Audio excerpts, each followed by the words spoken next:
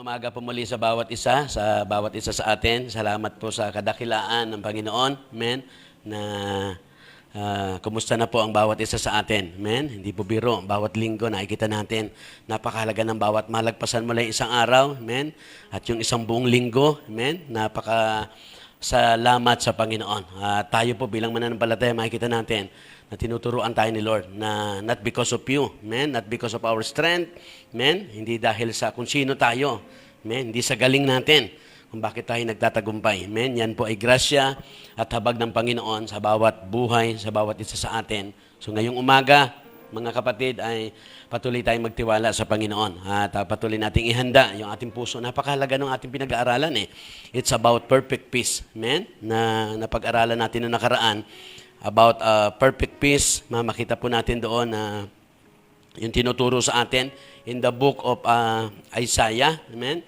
Ayan po yung message na pinanggagalingan. At sabi po doon, makita natin in the book of Isaiah, tinuturo po doon sa atin, kapatid. Amen?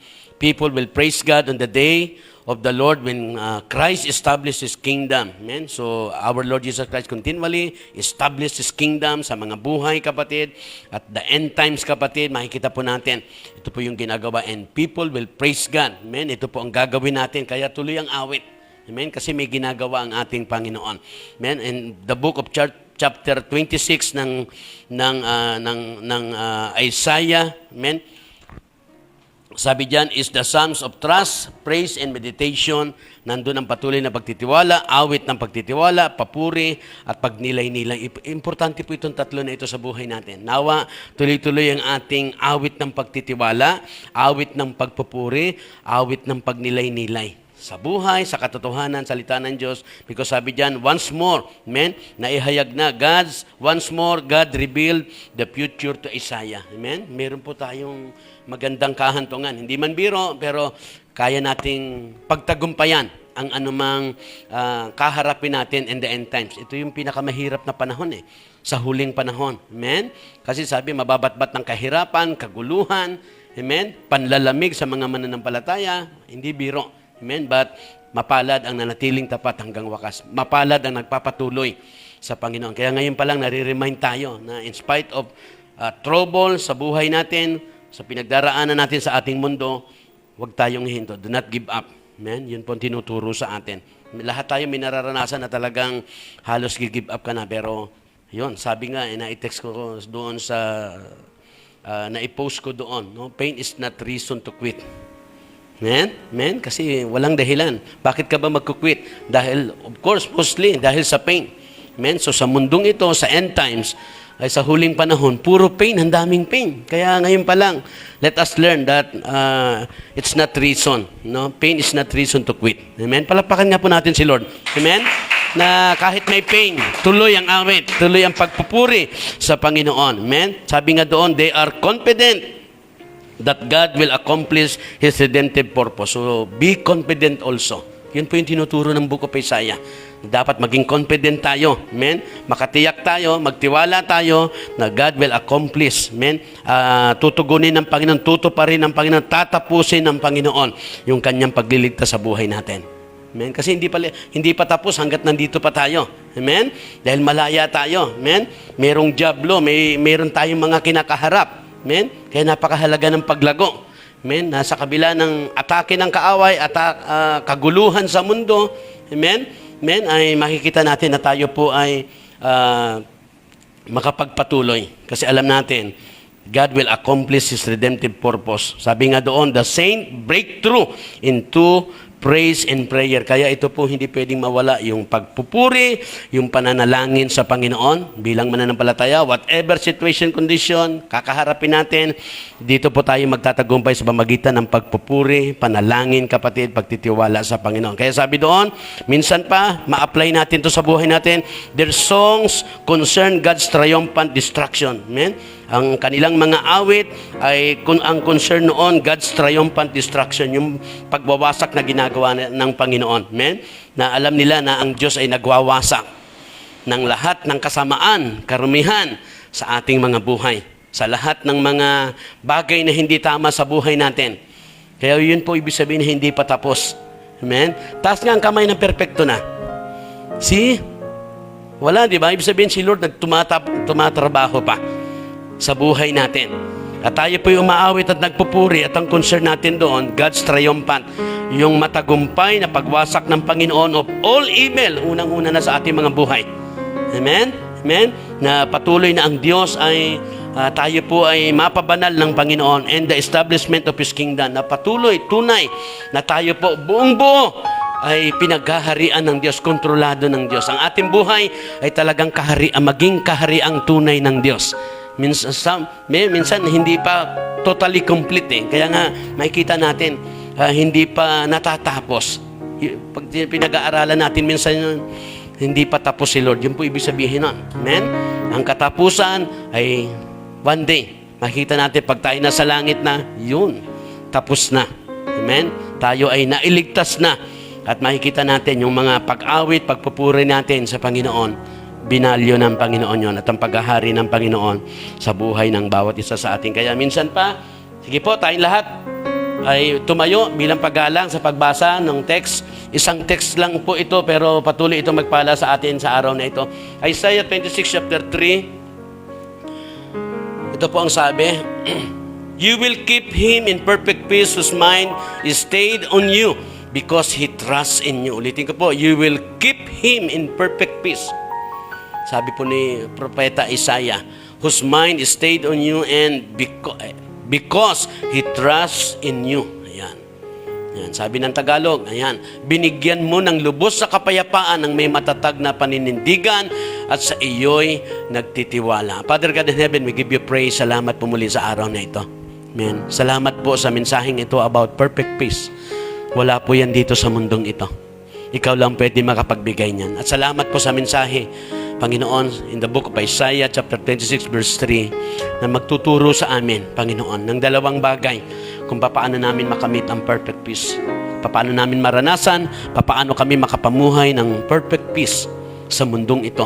At patuloy naming maunawaan what is perfect peace, O God. Ngayong umaga, bless your people, prepare us, Panginoon, kung kami man ay nagkulang at nagkamali at nagkasala, we ask once again for your mercy and grace, and we claim, Lord, your forgiveness and love for us, Panginoon.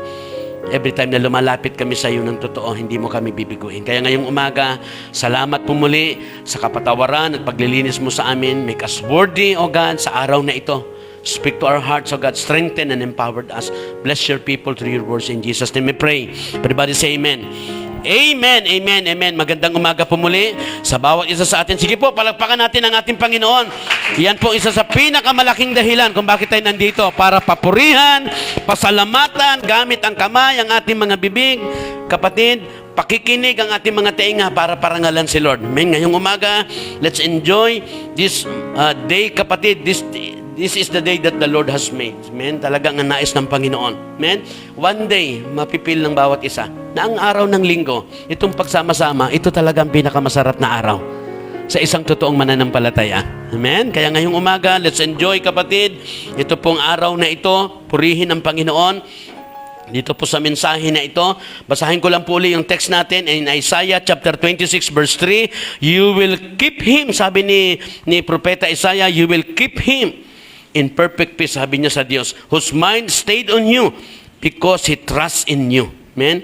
And nakita po natin yung sinabi ko kanina na ang mga tao noon ay people praise God. Amen? Dahil mayroong ginagawa ang Panginoon. Kaya po tayo, isa sa dahilan, bakit ako magpupuri? May ginagawa kasi si Lord. Based on the Word of God, based dito sa Isaiah, tandaan natin yon. Kasi wag mong titinan sa sarili mo, but the truth is, God is working. Amen? Hindi pa man na-accomplish, but God will accomplish yung kanyang purpose na tayo po'y iligtas, kapatid. At ulitin ko uli, sa buhay natin, matutunan natin, parang kala mo simple lang, pero in the book of Isaiah, amen, kaya patuloy kayong umawit at magpuri bilang mga mananampalataya, at ang awit natin, the concerns of our songs is God triumphant destruction, winawasak ng Diyos. Amen? Ang alin? Ang lahat ng kasamaan sa iyong buhay.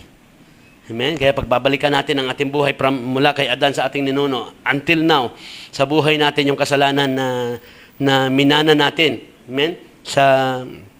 Kay Adan. matindi po ang distracsyong dinudulot nun sa buhay. Amen? Kaya nga ako personally, talagang masasabi ko, napaka-makasalanan ko, napaka-marami ko. Pag nakita natin salita ng Diyos, and until now, amen? Amen? But salamat sa Panginoon. Amen? Kasi binayaran niya na yon. Hindi pa man tapos, hindi pa man natatapos kapatid, pero binayaran niya na lahat yon. Lahat ng karamihan kasalanan natin ng tayo po, hindi pa mananampalataya. At kahit mananampalatayan tayo, somehow, tulad nga ng sinabi ko, we are not perfect. We do mistake, we do wrong, nagkakamali tayo. Amen? But tayo, we are under process. But God, once again, will accomplish.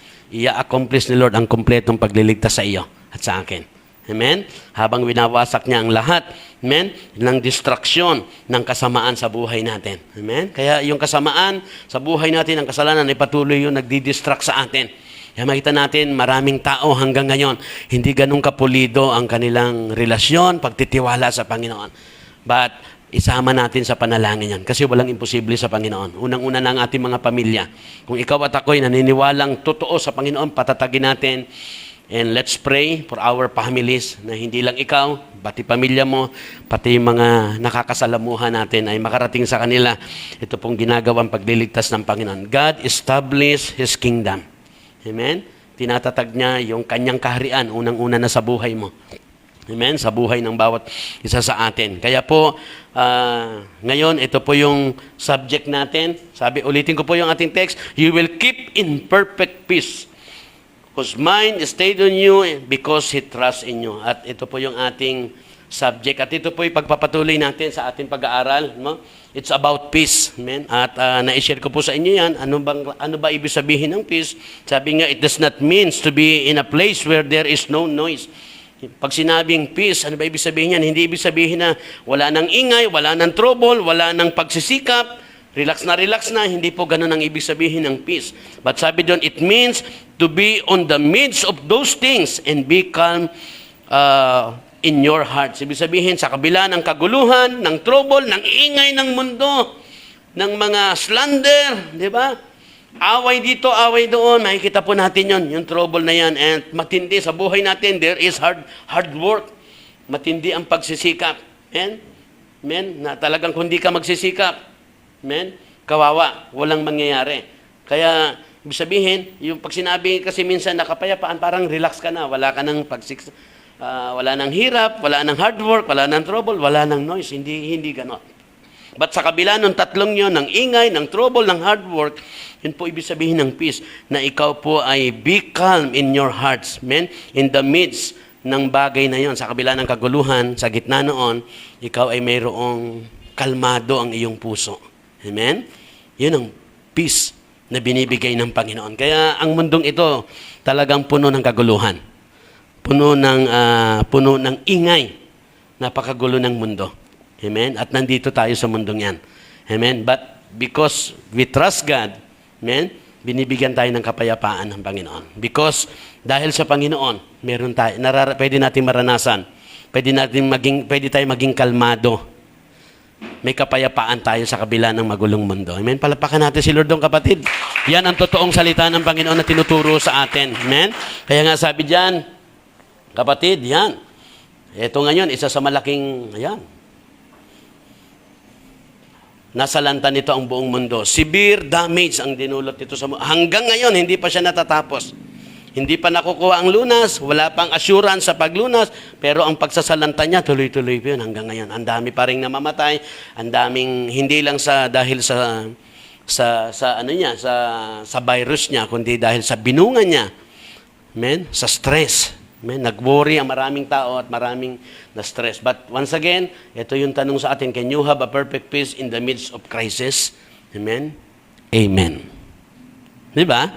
Amen? Bilang mananampalataya, marami po ang walang kapayapaan, kapatid, sa gitna ng crisis ngayon, sa panahon ng crisis. But I really believe those who truly, amen, nananampalataya sa Panginoon, kapatid, tulad ng pinag-aralan natin, especially doon sa mga nakatuon ng kaisipan sa Panginoon. Amen? Tayo po ay may kasiguraduhan na kapayapaan, kapatid. Sa kabila ng panganib, kagipitan sa panahon natin ngayon, amen, mayroon pa rin kapayapaan. Pwedeng maranasan natin yan. Kaya ngayong umaga, actually, yan po talaga ang gusto ni Lord. God wants us to have a perfect peace in the midst of crisis natin, kapatid. Amen? At ulitin ko po ulit, hindi ang mga bagay sa mundong ito. The perfect peace na binibigay ng Diyos ay hindi makukuha sa pera, sa anumang bagay. Ito po'y sa Panginoon lang. Yan ang kaibahan ng ating Diyos. Sa panahon natin ngayon, tumitindi. Kasi ang mundo natin hindi naman paganda patindi ng patindi. Amen? Pagrabi ng pagrabi. Pero dahil may Diyos tayo, we can smile at the storm. Sabi nga, meron tayong peace na kayang maging kalmado ang ating puso sa gitna ng mga crisis, kaguluhan, kapatid. Amen? And sabi diyan, kapatid, yan, do you want perfect peace? Amen? Say amen. Amen. Mahina yan, kapatid. Gusto ba natin ng perfect peace? Everybody say amen. Amen! Yun. Gusto ko talaga yan. Kasi talagang napakagulo ng mundo. Amen. Lalo na patuloy tayong lumalapit sa Panginoon. Talagang matindi ang gulo ng mundo. Amen? But, praise God, si Lord po ay nag-aalok. Amen. Di ba? Pag si Lord nagtatanong, pag sinabi, gusto mo ba ng perfect peace? Pag sinabi mo ng amen. Parang ayaw mo. Ha? Sabihin ni Lord, gusto mo ba? Di ba? So, yun, i-clear natin yan sa buhay. Lord, I want perfect peace. Hindi lang sa akin, maging sa pamilya ko. Maging sa business natin. Napakahirap pag nag-business ka, tapos ang gulo. Di ba? We need perfect peace. Only God can give us. Makapagbibigay niyan. Sa pag-aaral mo, napakatindi ng kaguluhan. Pag wala ka niyan, mahirap mag-aral. Di ba? So si Lord po ay binibigay niya yan. At ngayong umaga, dalawang bagay yung tinuturo sa atin. Tatapusin natin to kasi naging series siya, no? Dahil hindi natin siya, kumbaga, pinag-aralan natin siya maigi. Napakahalaga na bago natin to, maiwanan tong message na ito. Talagang makita natin yung kahalagahan nitong perfect peace na inaalok ng Panginoon sa atin. Amen? Ito pa yung ating tema, perfect peace be with you. Sabihin mo sa katabi mo, sa kabila, sa kaliwa at sa kanan, perfect peace be with you. Ayun. Yan. Hindi lang siya basta peace, kapatid. Amen? Bilang inyong lingkod, kapatid, perfect peace be with you. Sa bawat isa sa inyo, maging sa pamilya ninyo. Amen? At sa lahat ng aspeto ng inyong buhay, perfect peace be with you. Amen? Sa inyong hanap buhay, sa inyong pag-aaral, sa inyong mga trabaho, perfect peace be with you. Amen? Yan pong aking panalangin sa bawat isa sa atin. And sabi nga doon, kapatid, paano ba natin maranasan yan or how to live in perfect peace? Paano ba tayo makapamuhay in perfect peace sa kabila ng ingay ng mundo, sa trouble, sa matinding pagsisikap sa mundo, kapatid? In spite of hard work, man, how to live in perfect peace. Yan po ang tinuturo ni Lord ngayong umaga. Kung pag gusto natin makapamuhay tayo, maranasan natin ang perfect peace, dalawang bagay po yung tinuro niya. At ano pa yung una? Ito yung number 1. Pinag-aralan natin. How to live in perfect peace? Ayan. Fix your mind on God. Amen? So, napakahalaga nito. Nitong perfect peace na ito. Amen? Na paano ito maranasan? Mararanasan natin ang perfect peace. Ito tinuturo sa atin. Fix your mind on God. Ituon daw natin yung ating kaisipan sa ating Panginoon. Sabi nga doon, when your mind are stayed on something, it is anchored to it. Your thoughts are fixed. They stay put. Sabihin, nananatili, nakapix. Amen? Kung saan daw nakatuon ang iyong kaisipan o saan nakapokus ang iyong kaisipan. Amen? Ay doon yun nananatili. Amen? At tinuturuan tayo ng Panginoon na para makuha natin how to live in perfect peace, how to experience perfect peace, fix your mind on God. Nakapix ang ating mga kaisipan sa Panginoon. Amen? Nakapix yung ating kaisipan sa Panginoon. Sabi nga doon, we can never avoid strife in the world around us, but when we fix our thoughts, our mind to God, we can know and experience perfect peace even in turmoil. Kahit matinding kaguluhan, mararanasan daw natin ang kapayapaan, perfect peace. Amen? Hindi man natin maalis ang kaguluhan. Talagang maraming kaguluhan sa buhay, sa mundong ito. Pero kapatid, kapag nakapix ang mind mo, yan ang salita ng Diyos. Yan yung ating text. You will keep him in perfect peace whose mind stayed on you. God, that is God's word. Na sa mundong ito, itong sikreto, paano magkaroon ng perfect peace sa kabila ng maingay at magulong mundo. Hindi natin kayang i-avoid, alisin ang mga kaguluhan. Pero if you fix your mind on God, amen, there is perfect peace. Amen, magkakaroon tayo, mararanasan natin yung perfect peace. And sabi doon sa mga napag-aralan natin, if there is focus, there is impact. Amen? So naintindihan na natin ngayon yung sinasabi ko madalas ko yung words eh. If there is focus, there is impact. Ano ibig sabihin nun? Where you focus, it will grow. Saan ka nakatuon ang iyong isip, lalago yun. Amen? Saan nakatuon ang iyong isip, yun po, it will grow, it will strong, it will result. Yun po tinuturo. Kaya ito, pag ginamit natin to, if we fix our minds on God, amen, lalago yan. Lalago tayo sa Panginoon, lalago tayo sa pananampalataya, amen, it will become strong. Amen? Hindi lang siya lalago, pero kasama nun ang pagtatag. Nagiging healthy, nagiging matibay. At the same time, there is a result. Of course, kung sa Panginoon tayo, magandang ibubungan yan. Amen? Ngayon, pwede kasing malipat yan sa iba. If we fix our mind, hindi sa Diyos nakapokus yan. Yan ay, yan din ay, it will grow, it will strong, it will result. Kaya nga, doon sa mga pag-aaral natin, sabi doon, how do we fix our mind? Amen? In times of trouble, we must continually strive to fix our thoughts. Kailangan pagsumikapan natin na ito ang ating paningin sa Panginoon. Through prayer, hope, Bible, God's Word, promises, and praise and worship. Ito pala, kaya natin to ginagawa, ang mga bagay na ito. Amen? Ang panalangin, umaasa sa Panginoon, bulay-bulay, pakikinig ng salita ng Panginoon. We take note the promises of God. Hindi lang natin siya binabasa, talagang kinikip natin yung mga promises of God, pinangahawakan, even praise and worship. Kaya kahit saan, kahit nag-iisa, tayo po ay nagpupuri. Hindi man pwede mag-ingay, pwede tayong magpuri at manalangin pamagitan ng isip. Amen?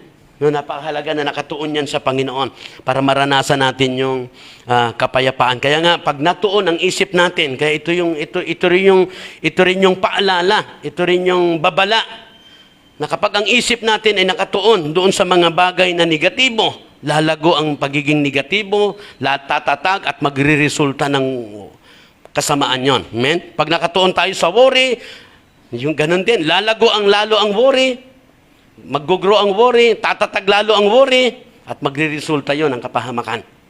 Amen? There is a result lagi eh. Amen? Kapag natuon tayo sa problema, sa evil, yun, lalago yung mga yon. Lalago at titibay, at magre-resulta. What you sow, you reap.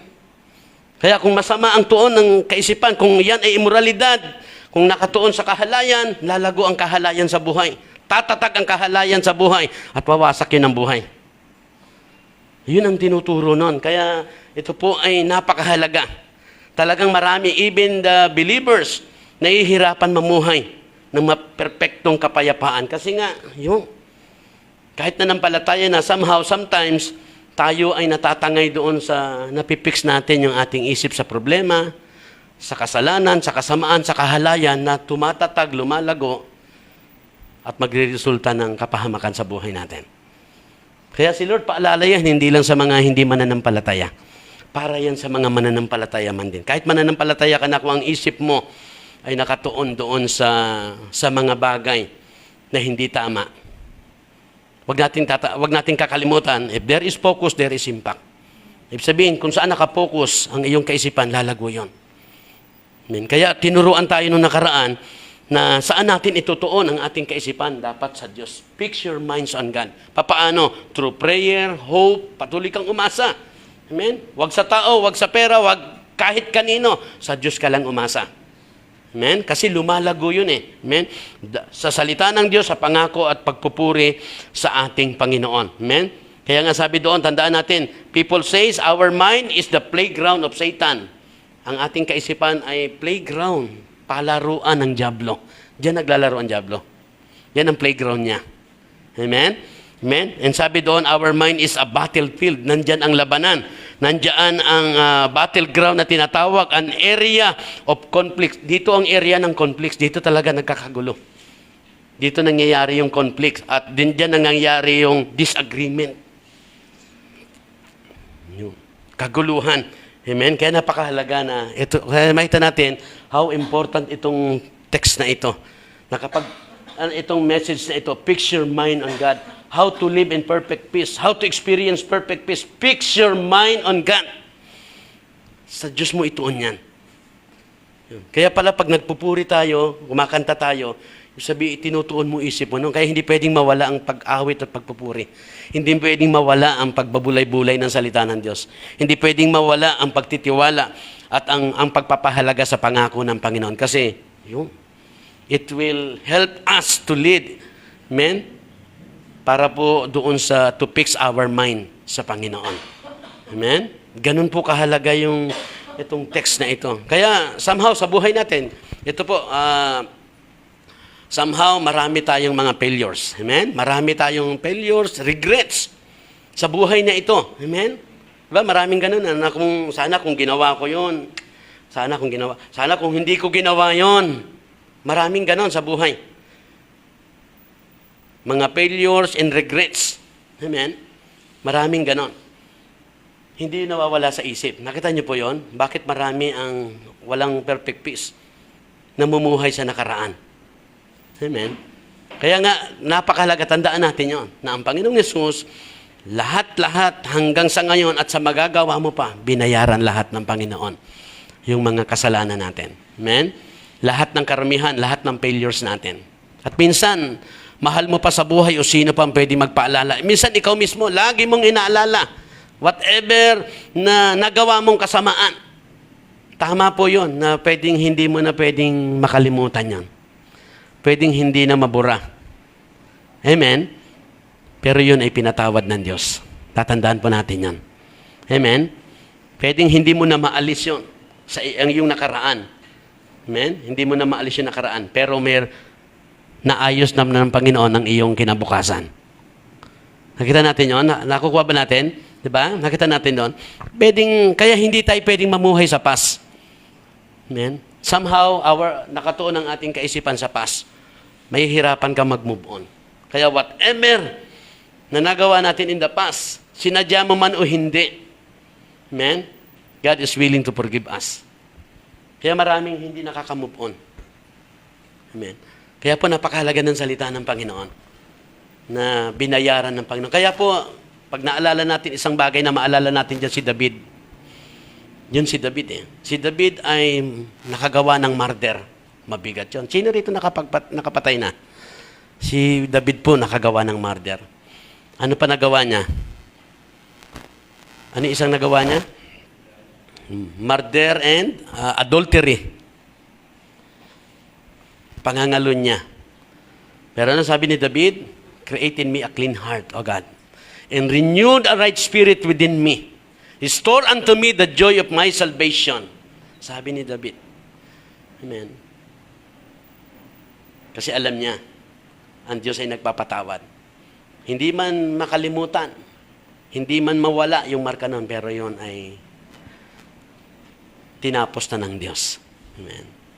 Amen. Doon sa krus, kapatid. Kaya ganun po kahalaga yung krus na yan, na magbibigay sa atin ng kapayapaan. If we fix our minds, tandaan natin, yung Diyos na yan, yung Panginoon na yan, bumabayan mula sa langit, pinigay ang sarili para mapatawad ako sa lahat-lahat kong kasalanan. So we can move on. We can move forward. Kahit ano pang iyong pinagdaanan sa buhay. Amen? Palapakan natin si Lord. Ganon kabuti, ganon kapalad tayo. Amen? Yan ang grace. We are not worthy. Pero makita natin. Amen? Ngayon, tinuturo niya sa atin, mananampalataya ka na. If you want perfect peace, fix your minds on God. Amen? Amen? At tayo po ay talagang napakahalaga sa Panginoon. Alam niyo po, gusto ko lang pong, sabi nga doon kapatid sa mga napag-aralan natin noong nakaraan. Amen? Kaya ito po, gusto ko pong, sabi doon kapatid, anong gagawin natin? Fix your thoughts on what is true, honorable, right, pure, lovely, admirable. Amen? According to our text, Philippians 4:8, ituon natin ang ating mga kaisipan doon sa mga bagay na totoo, kagalang-galang, tama, malinis, kaibig-ibig, at kapuri-puri. According to Philippians 4:8. And according to Philippians 4:9, keep putting into practice all you learn. Lahat ng mga natutunan mo, especially ngayong araw na ito. Amen? practice all you learn. Amen? And the God of peace, and the God of perfect peace will be with you. Amen? Iyan po importante. Pwede kasi makamit natin ang lahat ng bagay sa mundong ito, pero wala tayong kapayapaan. Useless po yun. Ang kapayapaan, ang perfect peace, hindi nabibili. Amen? Only God can give us. Everything will be useless without peace. Di ba? Kasi pag wala kang peace, magwo-worry ka, it will destroy your health. Sisirain yan lahat. Mahalaga po ito para hindi masayang ang buhay mo at ang mga bagay na nasa iyo. At yan po yung inaalok ni Lord. If you want perfect peace, how to live in perfect peace? First, fix your mind on God. At gusto ko pang dagdagan niyang kapatid. Amen? Alam niyo po, sa survey, sabi ng survey, each day human mind spend over 70% of its time overthinking and worrying. O yan po ang survey. Amen? Bawat araw, ang human mind spend over 70% ng kanyang oras doon sa pag-iisip lang. Laging nag-iisip yan. And, talagang nandun ang worrying. Amen? Yan napakahalaga niya na maituon natin sa Panginoon itong ating pong kaisipan, kapatid. Amen? So, ibig sabihin na igugugol at nagagamit, kapatid, yung kaisipan ng tao. Amen? Ang oras nito, 70% sa pag-iisip lang at sa pagbobori. Amen? And sabi diyan, anong tinuturo sa atin? Self-discipline, very important. Tama po ba? Mahalaga ang self-discipline eh. Ngayon, ito po, self-discipline begins with the mastery of your thoughts. Dapat, ma-master mo yung thought mo. Ibig sabihin, makontrol mo ang iyong isip. Nakokontrol po ba natin ang ating isip? Di ba?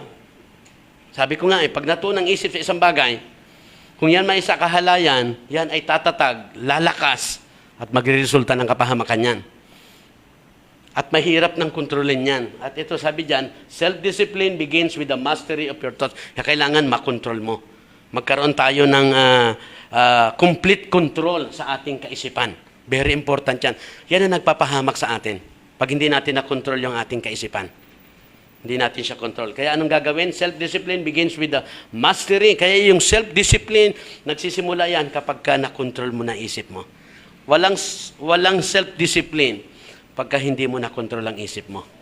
Yun ang ibig sabihin nun. Kaya sabi diyan, kapatid, if you don't control what you think, you can't control what you do. Matindi impact nun. Kaya pag hindi mo yun na-control, hindi mo rin makukontrol yung gagawin yan. Yun. Kaya napakahalaga ng si Lord, bakit niya sinuturo sa ating text? Ano yung text natin, kapatid? You will keep him in perfect peace whose mind stayed on you. Kaya dapat ang isip mo ay ituon mo yan sa Panginoon. Huwag mo itutuon sa maraming bagay yan. Sa worry, sa negative, sa kasalanan, sa kahalayan. Amen? Ano pa? Huwag mo ituon yan doon sa kaguluhan. Amen? Huwag mo ituon doon sa mga mali. Amen? Sa masama. Ayun. Huwag mo ituon sa tao, sa Panginoon. Yun ang tinuturo ng Bible eh. Fix your mind on God if you want to live in perfect peace. Amen? Minsan hindi natin natututunan yan. Kahit Kristiyano, makikita natin magulo pa rin nahihirapan tayo. Kaya napakahalaga nitong message na ito. Self-discipline is very important. Pero mangyayari yan, begins kapag na-control mo na yung isip mo. If you don't control what you think, you can control also what hindi mo makukontrol yung gagawin mo. Kaya talagang, whether you like it or not, mapapahamak ka. Why we need to fix our minds on God? Kasi hindi natin siya kayang kontrolin. Walang makakakontrol ng isip. Why we need to fix our minds on God? Yan ang sekreto na tinuturo ng Panginoon. If you fix your mind on God, doon lang yan makukontrol. Kaya ang tao, wala talagang kontrol. Kaya pag hindi natin binigay sa Panginoon ang ating buhay, hindi natin tinutuon sa Panginoon ang ating puso, ang ating isip, hindi yan makukontrol ng Panginoon. Kaya tinuro sa atin how to control. Through prayer, hope, Bible, God's Word, promises, praise and worship. Amen? Ano pa? Ano pa tinuro sa atin?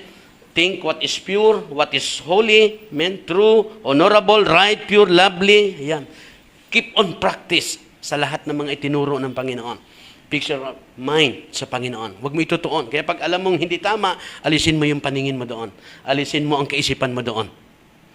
Kasi there is a result. It will grow, it will strong, and it will result kung ano man yan, kung mali o tama. Pag tama, maganda yan, magre-resulta na maganda. Pag yan ay negatibo, sin, mali, yan, kahalayan, titibay yon, lalago at titibay yon. Yun ang ginagawa ng kaaway to destroy our lives. Kaya po si Lord, yan po yung binibigay niya. God wants us to have perfect peace sa buhay. Amen? Napakaganda na, minsan hindi lang kasi naintindihan, pero napakaganda ng layunin ng Panginoon. This is how to live carefully. Amen? Always fix your minds on God. Palapakan po natin si Lord yan, kapatid. Amen?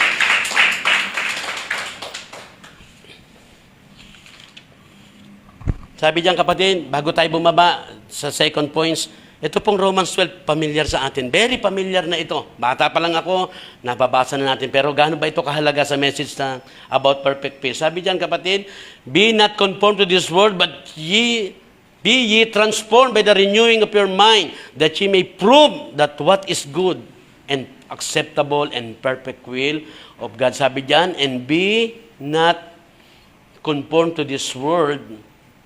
Ayan, transformed by the renewing of your mind. That, sabi diyan, that ye may prove, mapapatunayan mo, what is good, acceptable, and perfect will of God.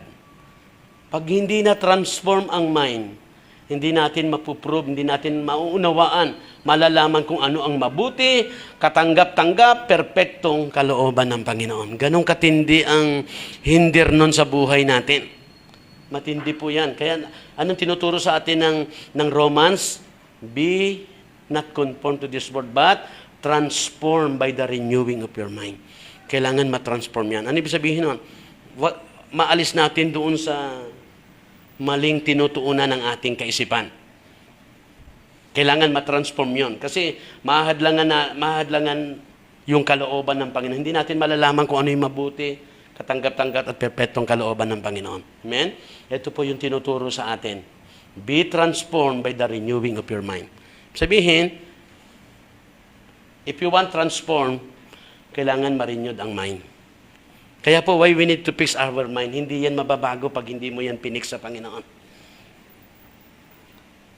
At pag pinix mo yan sa Panginoon, doon lang yan makokontrol ang Panginoon. At doon lang yan magkakaroon ng magandang resulta.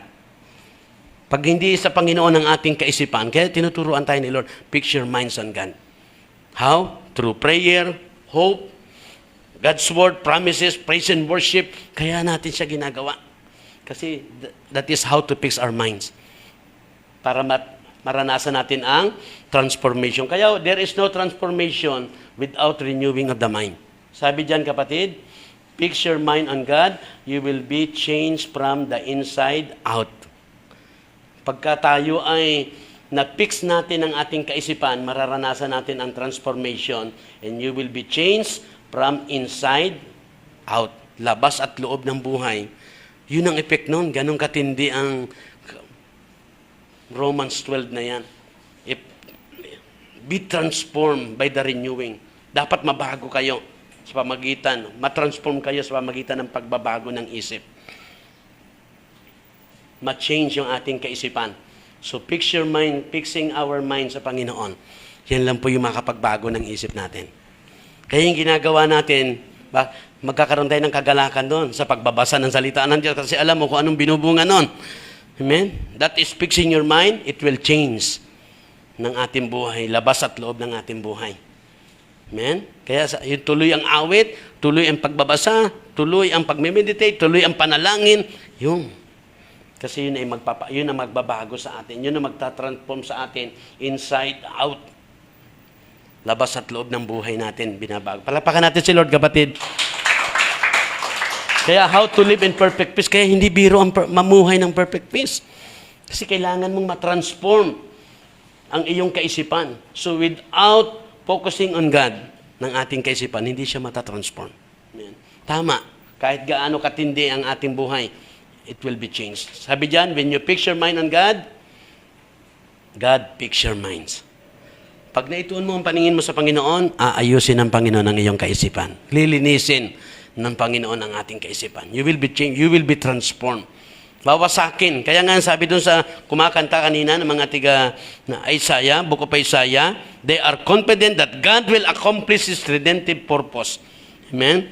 And sabi doon, their songs concern God's triumphant destruction of all evil sa kanilang mga buhay. Kaya every time na nagbo-worship tayo, hindi lang tayo kumakanta. Amen? Ang concern natin doon, yung katagumpayan ng pagwasak ng Panginoon doon sa mga distraction ng lahat ng kasamaan sa buhay natin. Amen? Kaya as a player, amen, hindi lang para malid natin ang tao, but sa ating mga buhay, you destroy all the works of the enemies as you worship God. Pag nagpupuri tayo sa Panginoon, kumakanta, we destroy all the works of the enemies. Amen? Sa pamagitan, winawasak ng Diyos. Kasi nagpupuri tayo sa Kanya. Amen? Pag every time na nagbabasa tayo, nagbubulay-bulay ng salita ng Diyos, binawasak din ng Diyos ang lahat ng ginagawa ng kaaway sa buhay natin.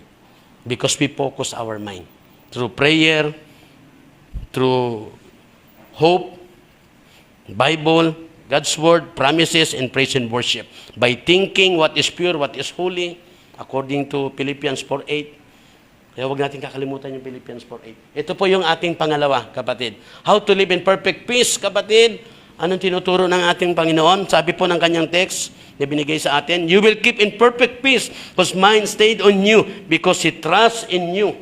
Ayan. How to live in perfect peace? Ito pa pala. Meron pa. What consumes your mind controls your life. Amen? So ano po ang nagkukonsume sa ating mga kaisipan? Amen? Yan po ang nag-aano sa atin. Yan po ang nagkukontrol sa atin. Amen? Saan na igugugol ang ating mga kaisipan? Saan, kumbaga, saan ginagamit ang ating kaisipan? Amen? Saan natin na itutuon? Saan natin na i-spend? Na ipopokus ang ating kaisipan? Controls your... Yan. Minsan akala natin tayo nag-control. Hindi natin alam. Yun. Dahil sa kaisipan. Amen? What consumes your mind? Amen? Kung saan nakatuon yan, saan nakaspend yan, kapatid, saan mo ginagamit ang isip, controls your life. Kinokontrol na ng buhay natin. Amen? Yan po nagkokontrol sa buhay natin. Kaya ito po ay napakahalaga. Kaya pag tinignan natin, di ba, parang wala ng pag-asa na tayo makalaya doon sa kasamaan, sa karamihan, sa kasalanan. Pero ito malaki ang kinalaman ng kaisipan. God wants us to fix our minds. Kasi nais niyang i-fix yun. Nais niyang ayusin ang ating kaisipan. Nais niyang baguhin, i-transform. Kasi what consumes your mind controls your life. Kaya pag yan ay nakatuon, nakaspend sa Panginoon, si Lord na magkokontrol ng buhay. That is how God controls our lives. Amen? If we fix our mind kung saan nakatuon ang ating mga kaisipan, nakaspend ang ating time, ang ating kaisipan, yun po magkukontrol. Kaya pag sa Panginoon yan, si Lord magkukontrol niya. Hindi natin kayang kontrolin ang ating buhay. Si Lord kaya niyang kontrolin. Amen? Palapakan natin si Lord, kapatid. Hallelujah! Amen? How to live in perfect peace. Ito po yung pangalawa, kapatid. Ano yung una natin? How to live in perfect peace o how to experience perfect peace. Fix your minds on God. Ito po yung pangalawa. Fix your trust on God. Yan po yung tinuturo ng text natin. Na marami ngayon ang trust, wala na sa Diyos. Amen? Nasa maraming bagay. Ito wag nating papalitan. Napakahalaga nito sa buhay. Fix your trust sa ating Diyos. Ang tiwala sa Diyos. Nakakasigurado ka dyan ng katagumpayan. Sure tayo dyan. Amen? Kasi kung may Diyos, may Diablo. Ang ginagawa ng Diablo, ang trabaho niya to steal, to kill, and destroy. Wasakin, patayin, at tayo po ay pagnakawan. Kaya pag wala tayo doon sa panig ng Panginoon, talagang masasayang ang lahat. Amen?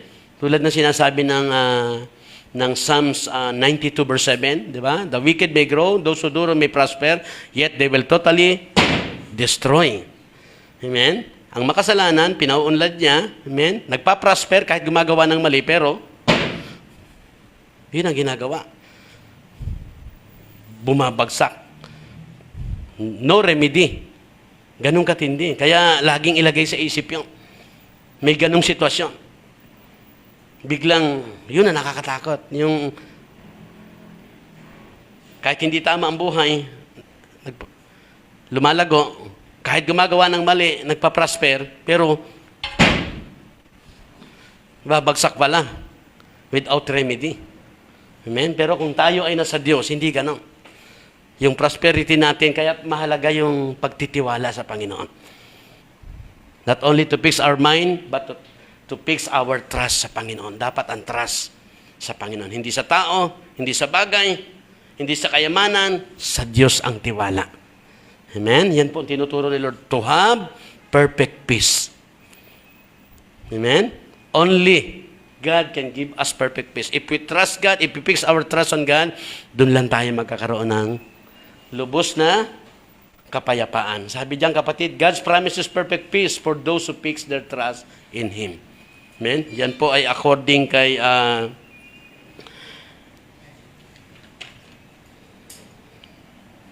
according to Crystal McDowell. Yan. Amen.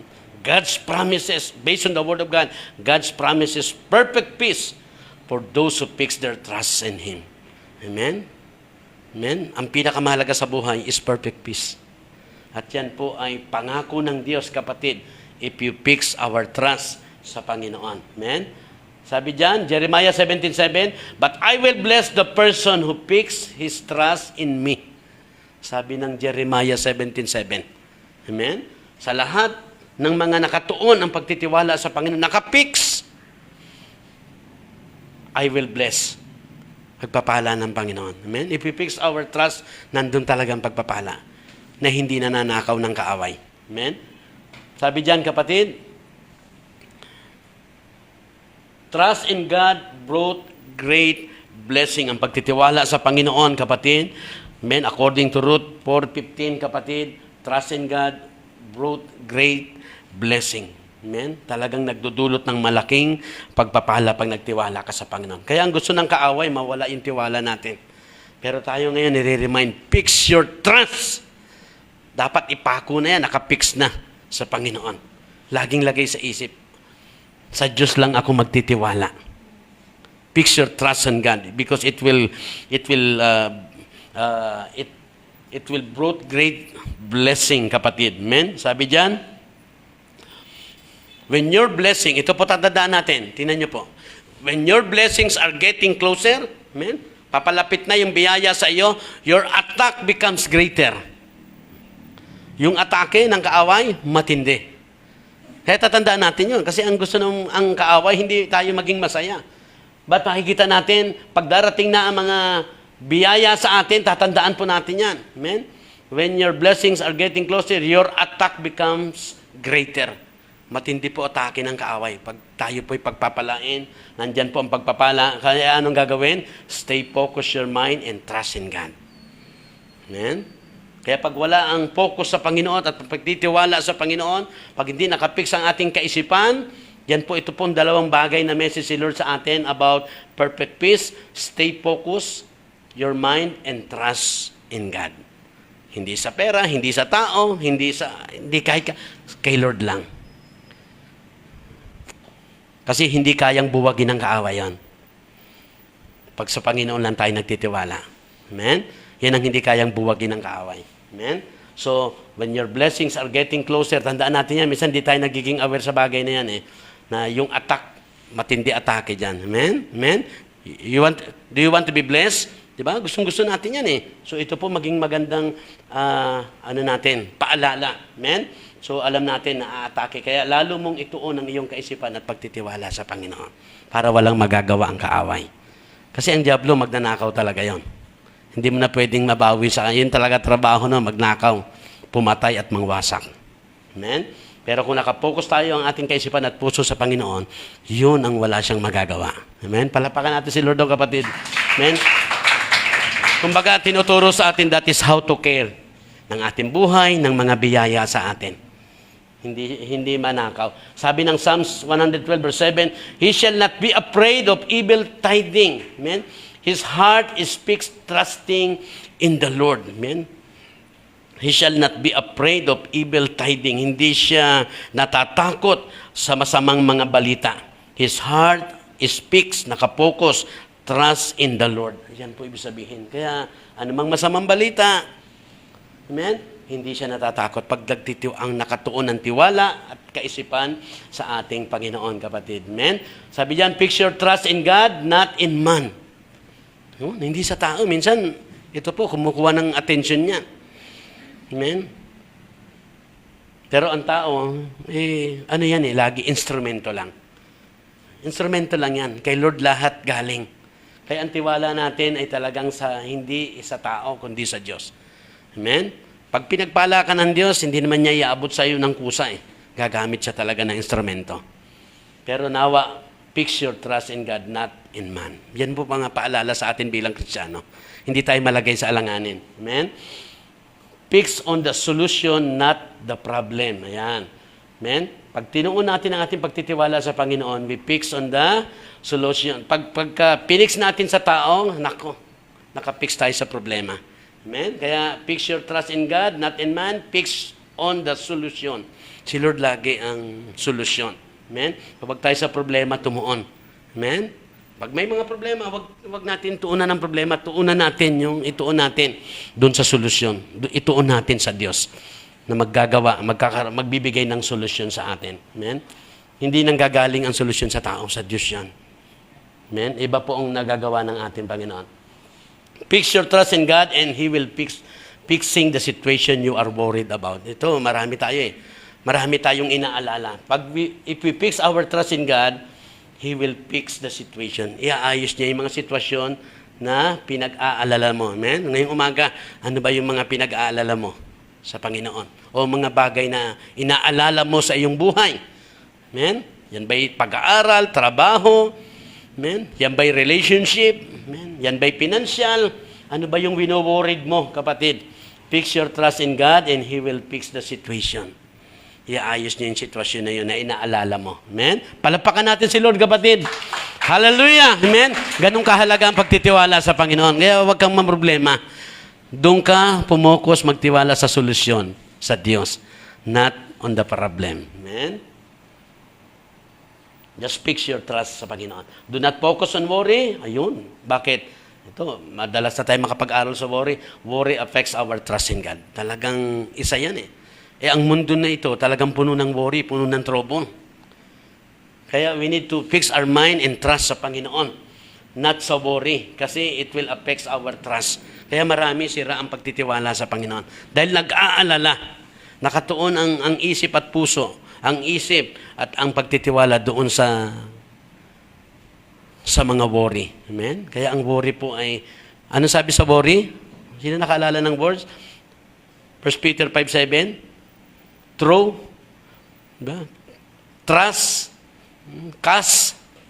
Amen? Ibigay mo sa Panginoon, ipukol mo sa Panginoon ang mga worry and trouble. Ibato mo sa Panginoon. Yan. Because He cares for you. He cares for us. Lahat ng trouble mo, ibigay mo sa Panginoon. Lahat ng problem. Kasi talaga maraming problema ang trouble. Pero wag tayong mag-focus. Ibigay mo yan sa Panginoon. Ibato mo. Ihagis mo sa Panginoon. Ibigay mo sa Panginoon. Dahil He cares for you as a children of God. Dapat makita natin, God cares for us. Kaya hinihingi niya yung lahat ng trouble mo, ibukol mo sa akin. Lahat-lahat. Sa Kanya lang. Hindi sa tao, sa Kanya mo ipukol. Amen? Do not focus on worry. Worry affects our trust in God. Yan. Sabi diyan, trust when facing new situation. Amen? So, laging may bagong sitwasyon katatapos na ng panibagong sitwasyon. Dadaan tayo na naman sa panibagong sitwasyon. Ngayon, yan ang mga bagong sitwasyon natin. New pandemic at COVID. Ito, bagong-bago. Kaya, nakita natin. Pag walang tiwala sa Panginoon, ngayon, ang daming nangamatay, ang daming na-stress. Di ba? Pero kahit na makita natin, kung nagtitiwala tayo sa Panginoon, pwede tayong mahawaan, pero pwede tayong pagalingin. He's a powerful God He's our healer, sabi ng Bible. Di ba? All we need to do is to fix our trust sa Panginoon, kapatid. Lalo na sa mga bagong sitwasyon sa buhay ng bawat isa sa atin. Amen? Kahit na ano pa yung ating mga pinagdaraanan, kapatid. Amen? Tayo po ay magtiwala sa Panginoon. Sabi nga, maraming nawala sa panahon na ito dahil sa pandemya na yan. Amen? Amen? So, ito lang sekreto talaga nun. Fix your trust. Kasi mayroong bago ng mga sitwasyon Hanggang nabubuhay tayo sa mundong ito, talagang kaya si Lord gusto niya makapamuhay tayo na may kapayapaan. We need to fix our mind. We need to fix our trust sa Panginoon.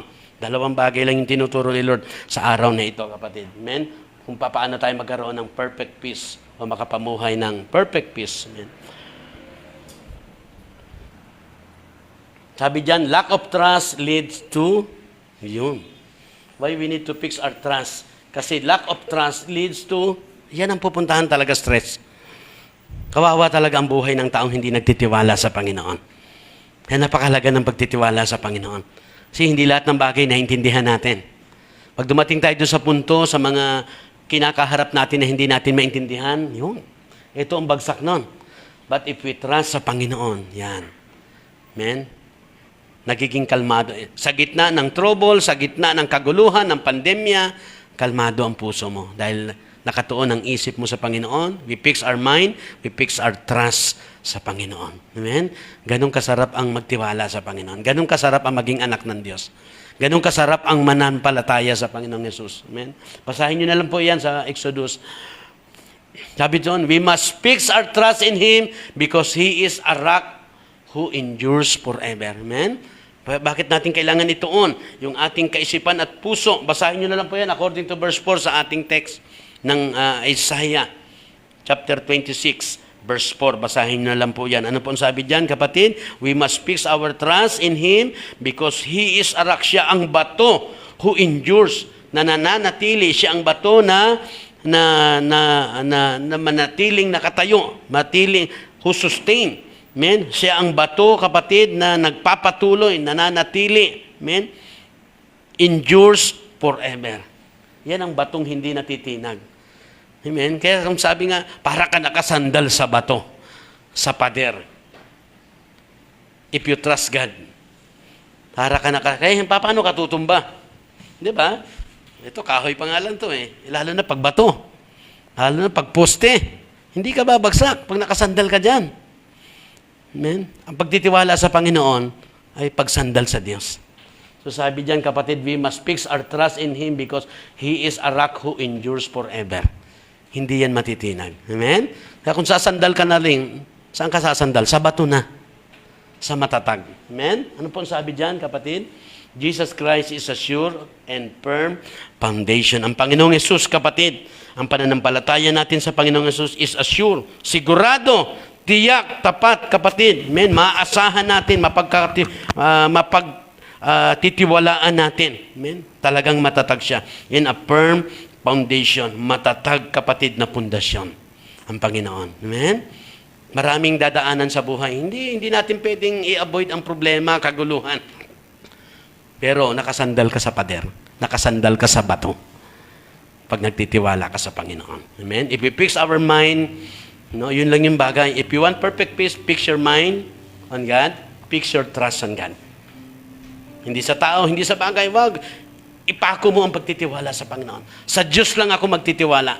Kung mayroon man mga tao, sino man, mga instrumento yan ng Diyos para ako'y pagpalain. Vessels. Amen? Si Lord nagsasalita ngayong umaga. Hindi ako nagsasalita sa inyo. Instrumento lang. Vessels lang. But God speak to you. Ganon lagi si Lord. Pinaparating niya message, hindi niya siya nakikita.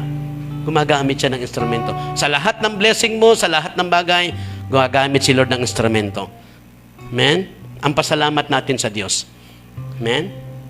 Higit sa lahat, ang pagtitiwala natin sa Diyos, ang ating fix your minds and trust sa Panginoon. Iyan po ang tinuturo sa atin ngayong umaga. Amen? Bago tayo magtapos, kapatid, sabi diyan, in times of great trouble and stressful day, God will keep perfect peace. The believer who remains steadfast. Magpakatatag tayo sa pagtuon ng ating kaisipan, ng ating puso sa Panginoon. Be faithful to the Lord. Kahit ano mangyari, maging tapat tayo sa Panginoon. Sa pagtitiwala, paglilingkod sa Panginoon. Be faithful sa Panginoon. Yan po ang tinuturo niya. Amen? Lalo na sa great trouble, kapatid, in the last days. Matindi. Sa panahon natin, kapatid. But God will keep perfect peace sa mga mananampalataya na nanatiling matatag. Be strong ka. Be strong ka. Kahit may, kaya si David sinasabi niya, kahit libo pa ang nangangatumba, hindi siya natatakot. Tiwala niya talaga sa Panginoon. Amen? Sa buhay natin ito, minsan ganun eh. Mahal mo sa buhay, kaibigan mo, tumutumba, parang panghihinaan ka, mananampalataya. Pero be strong, kapatid, because God will keep perfect peace. The believer who remains steadfast and faithful to the Lord. Yan po ang tinuturo sa atin ng Panginoon, kapatid, ngayong umaga. And sabi dyan, as we fix our mind and trust on God, we become steady and stable. Napakahalaga ng nakapix ang kaisipan at pagtitiwala sa Panginoon. Bakit? We become steady and stable, kapatid. Tayo po ay nagiging steady, kapatid. Patuloy tayong nagiging matatag. Amen? Hindi tayo nagiging kawawa, kapatid, kapag tayo nagtitiwala. Tayo po ay nakapix. Amen? Hindi po tayo matitinag. Amen? Hindi po tayo masishake. Amen? Matatag tayo. Amen? Hindi tayo matitinag kahit ano pang pwede natin pagdaanan. Supported by God's unchanging love and mighty power. Yan. Hindi lang po yung pagtitiwala natin. Kapag tayo nakapix ang mind natin sa Panginoon pagtitiwala, God support us. Amen? By His unchanging love and mighty power. Amen? Yun po yung kombinasyon nun eh. Hindi pwedeng si Lord lang. Hindi pwedeng pag-ibig lang at kapangyarihan niya. Kailangan nating magtiwala sa Panginoon. Kailangan nating i-fix ang mind, i-fix ang pagtitiwala. Supported by God's unchanging love and mighty power, we are not shaken by surrounding chaos. Amen?